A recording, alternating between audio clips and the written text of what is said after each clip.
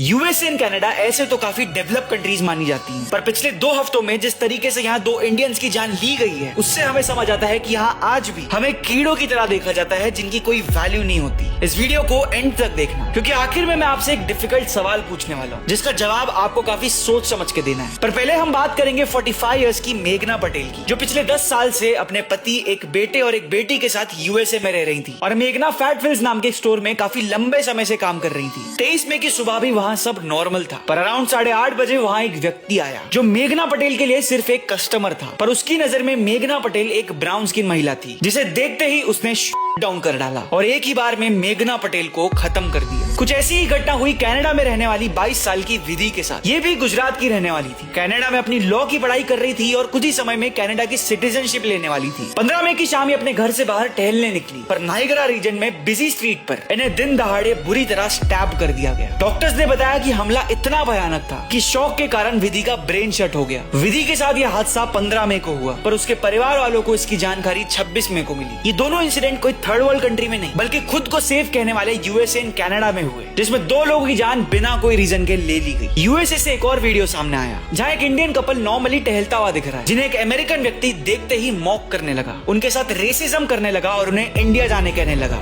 India is so incredible. Why don't you just stay in India? Why do you have to come to America?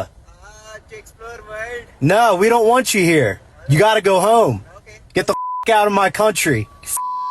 ऐसे में उन American politicians पर भी सवाल उठता है जो इंडियंस के खिलाफ होने वाले रेसिज्म को कॉल आउट तो करते हैं पर कोई एक्शन नहीं लेते। अब आपसे मेरा एक सवाल है कि इंडियंस के खिलाफ बाहर इतना रेसिज्म इसीलिए बढ़ रहा है क्योंकि हमारा सिविक सेंस खराब है या फिर रीजन कुछ और है? अपने ओपिनियन डिटेल में हमें कमेंट्स में बताओ। एंड याद रखो, देश और दुनिया में जो भी होगा वो आपको सबसे पहले पता चलेगा only on India last 24 hours via breaking news post. शाम 6 से 7 के बीच एक डेडिकेटेड वीडियो आएगी जिसमें लास्ट 24 घंटों की सारी न्यूज कवर्ड होगी। एंड दिन में ऐसे आपको मल्टीपल वीडियोस देखने मिलेंगे जहां हम किसी एक टॉपिक की बात करेंगे। इसीलिए मैं बार बार हर बार कह रहा हूं, ज्यादा सोचो मत, फॉलो कर दो इंडियन लास्ट 24 आवर्स को अभी के अभी।